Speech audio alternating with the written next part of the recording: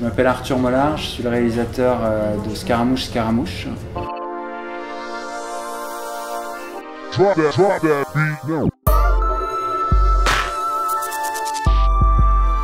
C'est un court-métrage fantastique qui raconte l'histoire d'une petite fille qui vit dans un mobil-home avec son papa et qui a une imagination vraiment débordante, qui a plein d'amis imaginaires, et un jour elle commence à être hantée par un ami imaginaire très inquiétant qui en fait se rapproche d'elle à chaque fois qu'elle a le dos tourné, en suivant un peu la logique du jeu 1, 2, 3 soleil.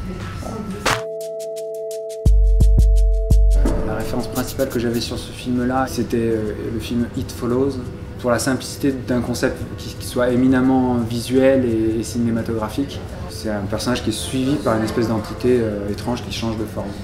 Et nous, on avait envie de trouver un concept un peu aussi cauchemardesque comme ça. Avec mes co-scénaristes, on se posait la question qu'est-ce qui nous faisait le plus peur.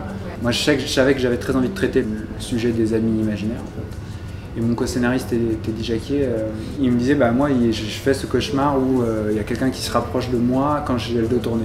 Et je le vois pas s'approcher, mais à chaque fois, il est un peu plus près. Et effectivement, on s'est dit ça, c'est une idée assez flippante qui pourrait faire une bonne base, et on s'est dit en fait c'est le dé de 1, 2, 3 soleil tout bêtement. Donc on est parti de ces deux idées-là, les amis imaginaires, 1, 2, 3 soleil, et on a commencé à développer l'histoire à partir de ça.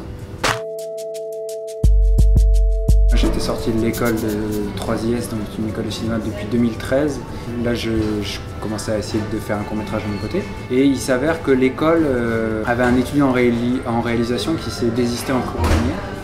Donc il se retrouvait en fait avec une équipe qui était formée mais qui n'avait pas de projet.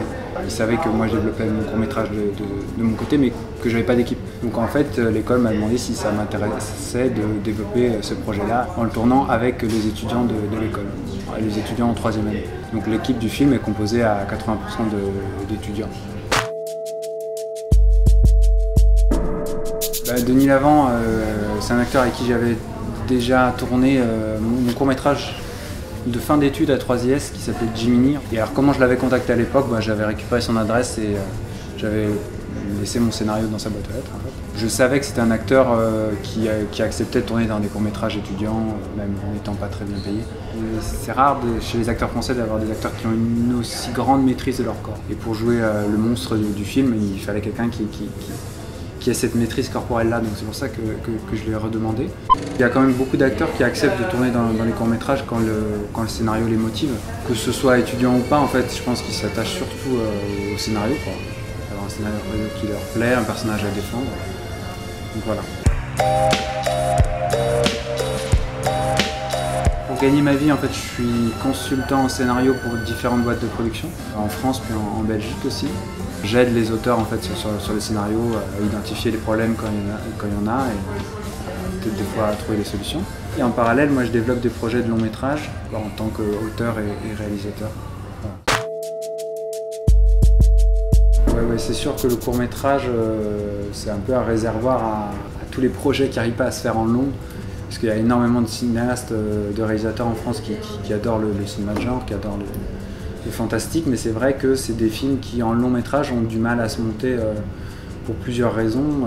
Moi ce que j'espère c'est qu'on arrive à faire de plus en plus de films de genre en France et qui soient produits aussi sérieusement que le sont les films d'auteurs classiques, quoi. Mais c'est sûr qu'il y a un vrai manque. Moi je fais les films que j'aimerais voir au cinéma de toute façon et j'aimerais bien qu'il y ait plus de films fantastiques français.